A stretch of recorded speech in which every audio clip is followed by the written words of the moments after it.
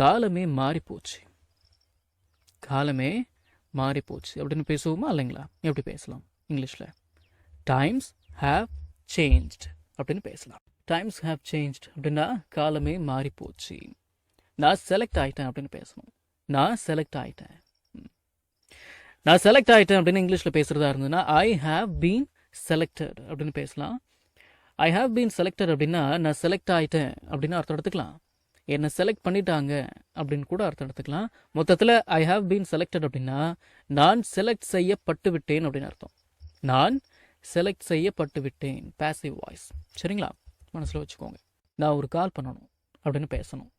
நான் ஒரு கால் பண்ணணும் அப்படின்னு எப்படி இங்கிலீஷில் பேசலாம் அப்படின்னா I have to make a கால்.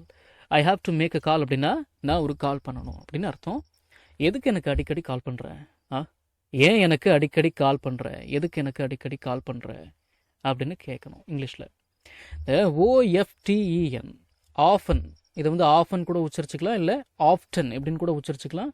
என்ன அர்த்தம்? என்னங்க அர்த்தம்? அடிக்கடி அப்படின்னு அர்த்தம். Why do you call me often அப்படின்னா எதுக்கு எனக்கு அடிக்கடி கால் பண்ணுற அப்படின்னு அர்த்தங்களா? சரி, அவங்க பணம் கேட்பாங்கன்னு நினைக்கிறேன். அவங்க பணம் கேட்பாங்கன்னு நினைக்கிறேன்.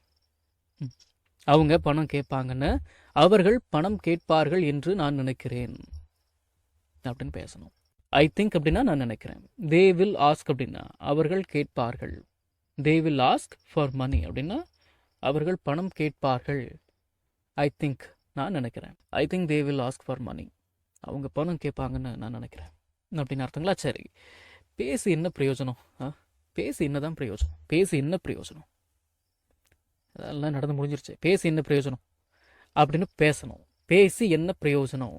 What is the use of talking அப்படின்னு பேசலாம். What is the use of talking? பேசி என்ன பிரயோஜனம் அப்படின்னு அர்த்தம். ஒருவேளை நீ சொன்னது அவன் காதில் விழாமல் இருந்திருக்கலாம். ஒருவேளை நீ சொன்னது அவன் காதில் விழாமல் இருந்திருக்கலாம். இந்த தமிழில் இவ்வளவு பெரிய வாக்கியமாக இருக்குன்னு பார்க்க வேண்டாம். இங்கிலீஷில் ரொம்ப சிம்பிளாக பேசலாம். Maybe he didn't hear you. I didn't hear you அப்படின்னா நீ சொன்னது என் காதில் விழலை அப்படின்னு அர்த்தம்.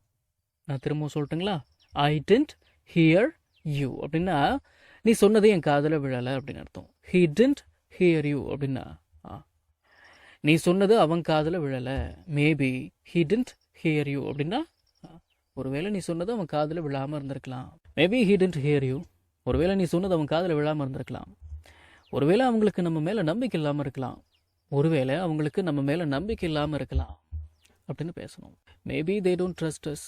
ஒருவேளை அவங்களுக்கு நம்ம மேலே நம்பிக்கை இல்லாமல் இருக்கலாம் அப்படின்னு அர்த்தம். இதெல்லாம் ரொம்ப over.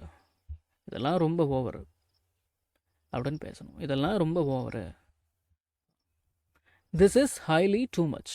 This is highly too much. இதெல்லாம் ரொம்ப ஓவரா அப்படின்னு அர்த்தம். நான் ஒன்று நினச்சா அது ஒன்று நடக்குது அப்படின்னு பேசுவோமா இல்லைங்களா? எப்படி பேசலாம்? நான் ஒன்று நினச்சா அது ஒன்று நடக்குது. இஃப் ஐ அஷ்யூம் சம்திங், நான் ஒன்று நினச்சா த அதர் இஸ் ஹேப்பனிங், அது ஒன்று நடக்குது, அதாவது மற்றது நடக்குது அப்படின்னு அர்த்தம். If I assume something the other is happening, நான் ஒன்று நினச்சா அது ஒன்று நடக்குது அப்படின்னு அர்த்தங்களா? சரி, நான் முன்ன மாதிரி ஸ்ட்ராங்காக இல்லை. நான் முன்ன மாதிரி ஸ்ட்ராங்காலாம் இல்லை. இது எப்படி இங்கிலீஷில் பேசலாம் அப்படின்னா ஐ am not a strong as I used to be அப்படின்னு பேசலாம். ஐ am not a strong as I used to be. நான் முன்ன மாதிரி ஸ்ட்ராங்காக இல்லை அப்படின்னு அர்த்தம். நான் முன்ன மாதிரி ஹெல்த்தியாக இல்லை அப்படின்னு பேசணும். நான் முன்ன மாதிரி ஹெல்த்தியாக இல்லை. I am not as healthy as I used to be. I am not as healthy as I used to be. நான் முன்ன மாதிரி ஹெல்த்தியாக இல்லை. நான் அவர்கிட்ட தேவையில்லாமல் சண்டை போட்டுட்டேன். நான் அவர்கிட்ட தேவையில்லாமல் சண்டை போட்டுட்டேன் அப்படின்னு பேசணும். குவாரல் அப்படின்னா வாய்ச்சண்டை அப்படின்னு அர்த்தம். ஐ ஹவ் குவாரல்ட் அப்படின்னா நான் சண்டை போட்டுட்டேன் வித் ஹிம், அவருடன், அன்னெசரிலி, தேவையில்லாமல். I have quarrel with him unnecessarily. நான் தேவையில்லாமல் அவர்கிட்ட சண்டை போட்டுட்டேன். நான் தேவையில்லாமல் அவகிட்ட சண்டை போட்டுட்டேன் அப்படின்னு பேசணும். I have quarrelled with her unnecessarily அப்படின்னு பேசலாங்களா? சரி, I have quarrelled with her unnecessarily. நான் அவகிட்ட தேவையில்லாமல் சண்டை போட்டுட்டேன். என்ன ஆனாலும் சரி நான் முயற்சி பண்ணுறதை கைவிட மாட்டேன். என்ன ஆனாலும் சரி நான் முயற்சி பண்ணுறதை கைவிட மாட்டேன். Come what May. Come what மே அப்படின்னா என்ன ஆனாலும் சரி, என்ன நடந்தாலும் சரி அப்படின்னு அர்த்தம். ஐ won't give up trying அப்படின்னா நான் முயற்சி பண்ணுறதை கைவிட மாட்டேன். Come what may I won't give up trying. என்ன ஆனாலும் சரி நான் முயற்சி பண்ணுறதை கைவிட மாட்டேன். இது என்னோட பர்சனல் யூஸுக்கு அப்படின்னு பேசுவோமா இல்லைங்களா? எப்படி பேசலாம்? இது என்னோட பர்சனல் யூஸுக்கு. It is for my personal use அப்படின்னு பேசலாம். It's for my personal use. இது என்னோட பர்சனல் யூஸ்க்கு. நம்ம தமிழில் பேசக்கூடிய அன்றாட வாக்கியங்களை இங்கிலீஷில் எப்படி பேசலாம்னு சொல்லி ஒரு 1000க்கும் மேற்பட்ட ஆங்கில வாக்கியங்களை தமிழில் மொழிபெயர்த்து ஒரு 5 PDF நான் ரெடி பண்ணியிருக்கேங்க. ஒரு PDFலையும் 200க்கும் மேற்பட்ட ஆங்கில வாக்கியங்கள் தமிழ் மொழிபெயர்ப்போடு இருக்குங்க. ஸ்க்ரீனில் தெரியுற மாதிரி ஒரு பிடிஎஃபோட ப்ரைஸ் வந்து பார்த்தீங்கன்னா 49 rupees. ஆனால் இந்த 5 பிடிஎஃபையும் நீங்கள் 250 ரூபா கொடுத்துலாம் நீங்கள் வாங்க தேவையில்லை. ஜஸ்ட் 199 rupees பே பண்ணி நீங்கள் வாங்கிக்கலாம்.